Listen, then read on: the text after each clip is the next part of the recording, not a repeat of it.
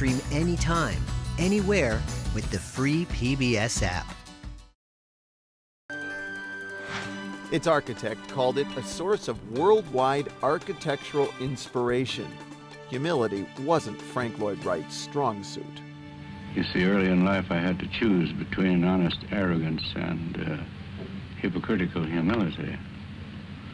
I chose honest arrogance. The Robie house really was a radical departure from your typical middle-class house at the time, which tended to look like a tall box. Ever since he left Louis Sullivan's office, Frank Lloyd Wright had been gradually thinking outside the box in a series of designs leading up to Robie. Wright was evolving from a sort of tighter, more formal gabled house to the gable was getting lower and more like this, and finally it just becomes like this. These became known as prairie houses, not just because they were located on the flat lands of the Midwest, but because they seemed to belong here. It's a part of its environment, and it graces its environment rather than disgraces it. These daring homes appealed to clients who weren't afraid to take risks, like Frederick and Laura Robie. Frederick was a 28-year-old bicycle manufacturer who had just ventured into the brave new world of automobile supplies. He was the quintessential young, rebellious guy. He designs a car that's part car and part motorcycle. Wright shared Robie's passion for the automobile. The result, he included an attached 3-car garage in 1910. I mean, you're coming out of the age of the stable and the horses. Not for this house.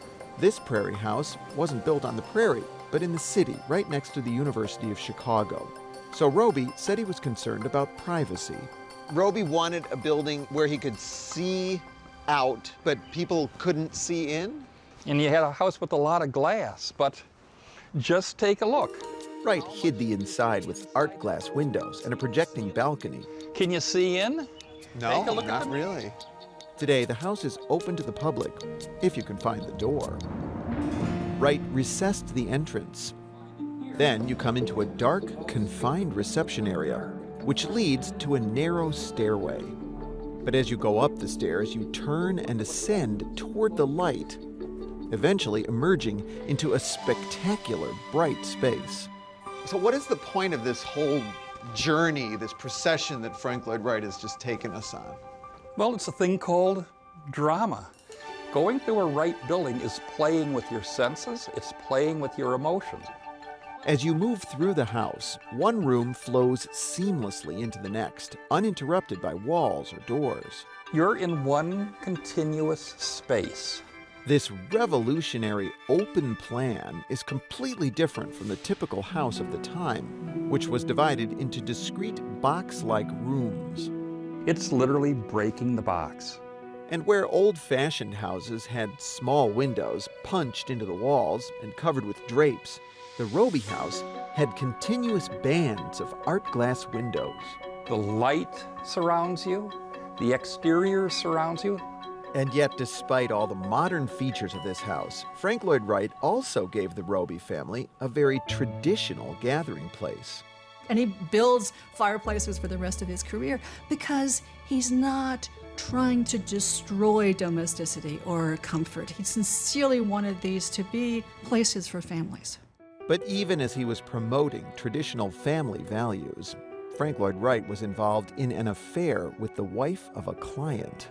While the Robie house was still under construction, Wright and his mistress left their families and fled to Europe. Which made huge headlines in the paper. The Robie house wasn't good for Robie's marriage either. A year after moving in, Laura and the 2 kids moved out. The house was put up for sale. Robie, his great dream house, he wasn't here barely a year. But Frank Lloyd Wright would return to the Robie house when it was threatened with demolition in 1957. The 89-year-old architect had gone on to design some of America's most famous buildings. But he felt compelled to defend this earlier work, which he not so humbly called a cornerstone of American architecture. By then, it was clear just how influential Frank Lloyd Wright's ideas had become. builders had been cranking out suburban homes that took a page from Wright's book. What we would call today the ranch-style house. Low-slung, horizontal, overhanging eaves, low-pitched roofs, and windows gathered together in strips. Where had we seen that before? I remember Frank Lloyd Wright.